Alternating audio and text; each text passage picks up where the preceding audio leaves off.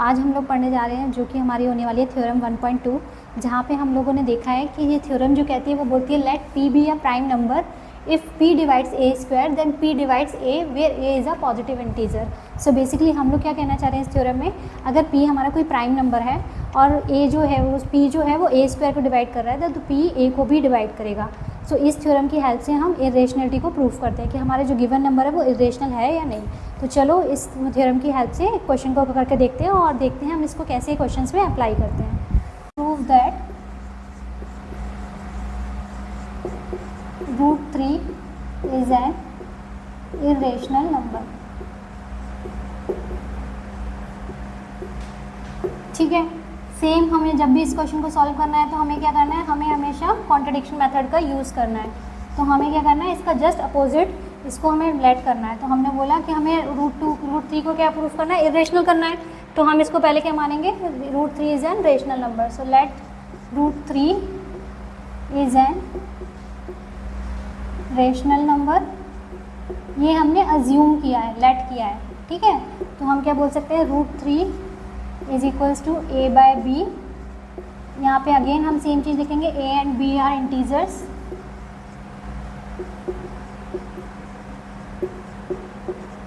b does not equals to 0 and a comma b are co-primes। So basically हम बोलते हैं a और b के एक ही कॉमन फैक्टर होगा, दैट इज़ 1। ठीक है, तो ये हमने कंडीशन लिख दिया है। अब हम क्या करेंगे, अब हम इसको सॉल्व करेंगे। तो सबसे पहले क्या करेंगे, स्क्वायरिंग बोथ साइड। बिकॉज हमें रूट को हटाना है इसलिए हमें क्या करना है, स्क्वायर करना पड़ेगा।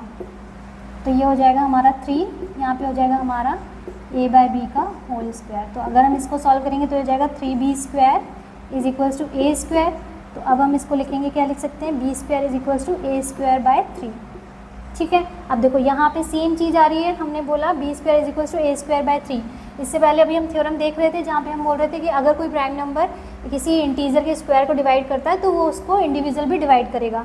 तो यहाँ पे हमने देखा जो 3 क्या है वो हमारा प्राइम नंबर है और वो a स्क्वायर को डिवाइड करे, तो हम क्या बोल सकते हैं, by using theorem 1.2 3 also divide a। अगर 3 a को डिवाइड कर रहा है तो इसका कोई ना कोई फैक्टर होगा। तो हम मान सकते हैं suppose k is a factor of a। ठीक है, अब हमने फैक्टर मान लिया उसको। अब हम इस लिखते थे a इज इक्वल्स टू हो गया हमारा 3k। अब यहाँ से हमें क्या मिल गया, a का वैल्यू मिल गया। अब हम इसको किस में पुट कर सकते हैं, सपोज हमने इसको इक्वेशन 1 माना है तो हम बोल देंगे put the value of a in equation first. ठीक, तो क्या है हमारा equation, b square is equals to a का वैल्यू कितना है हमारा 3k, उसका whole square divided by 3। So that is 9k square divided by 3, so that is 3k square. ठीक है, तो अगर हम देखें तो इसको हम लिख सकते हैं b square divided by 3 is equals to k square. अब देखिए सेम चीज़ हो गया, अभी हमने फर्स्ट में क्या देखा, a स्क्वायर डिवाइडेड बाय 3 था और नीचे क्या हो रहा है, b स्क्वायर डिवाइडेड बाय 3। ठीक है,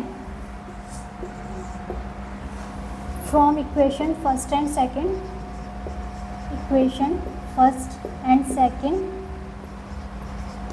we can say that a and b have common factor 3, so our assumption is wrong, hence √3 is an irrational number। सो इस टाइप से आप इस क्वेश्चन को सॉल्व कर सकते हो। और ये बहुत इंपॉर्टेंट क्वेश्चन होने वाला है बिकॉज ये बोर्ड में बहुत ज़्यादा पूछा जाता है। तो आपको इसके हर एक स्टेप को अच्छे से याद रखना है बिकॉज हर एक स्टेप के अपने इंडिविजुअल मार्क्स होते हैं। आई होप आपको ये अच्छा समझ में आया हो, ये कॉन्सेप्ट अच्छे से समझ में आया हो। अगर कोई डाउट है तो आप हमें कमेंट सेक्शन में पूछ सकते हैं। और ऐसे ही अच्छी वीडियोज़ देखने के लिए हमारे चैनल को सब्सक्राइब कीजिए। आपके सब्सक्राइब और एक लाइक से ही हमें बहुत ज़्यादा मोटिवेशन मिलता है। तो जल्द ही मिलते हैं नेक्स्ट वीडियो में, तब तक अपना ध्यान रखिए, खुश रहिए। Thank you so much for watching this video.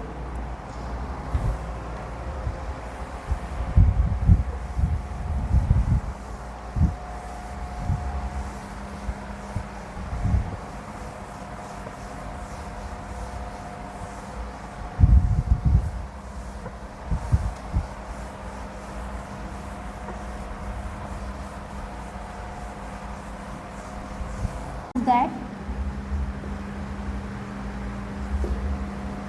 3 plus root 2 is an irrational number.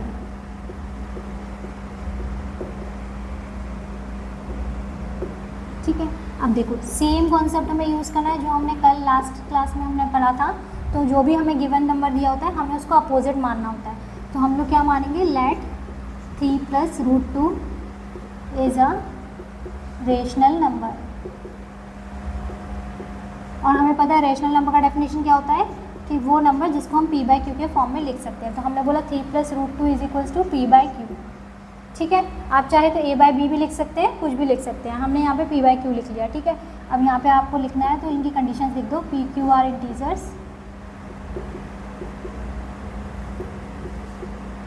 q does not equals to 0 and p q are coprimes. तो ये सब क्या है, उनकी कंडीशंस है। तो जब भी आप रेशनल नंबर्स को यूज़ करोगे तो आपको ये कंडीशंस मेंशन करनी पड़ेगी। ठीक है, अब हमें क्या करना है, तो सबसे पहले क्या करना है, हमें स्क्वायरिंग करनी है। तो हमें क्या करना है, इंडिविजुअल रूट का टर्म एक साइड होना चाहिए। तो हम क्या करेंगे, इस साइड हम रेशनल नंबर को रखेंगे और इस साइड हम रेशनल को लिखेंगे। तो p बाई क्यू हमारा रेशनल है और ये क्या था 3, तो हम चाहें तो इसको 3 बाई 1 भी लिख सकते हैं, कोई डिफरेंस नहीं आने वाला है। ठीक है, सेम ही रहने वाला है। तो अगर हम इसमें लेके जाएँ तो ये क्या हो जाएगा, 3 minus p minus 3q upon q.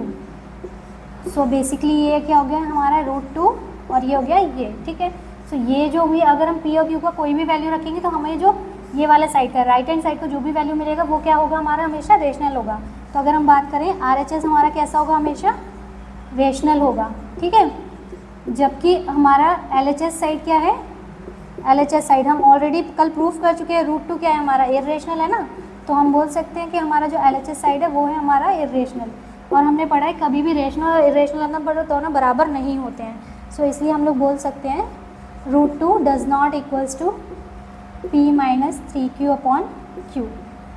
ठीक है, मतलब हम बोल सकते हैं rational does not equals to irrational. It means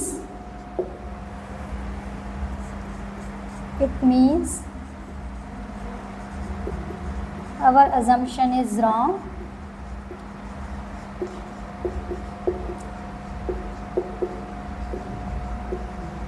hence जो भी हमारा गिवन नंबर है क्या था, 3 प्लस रूट 2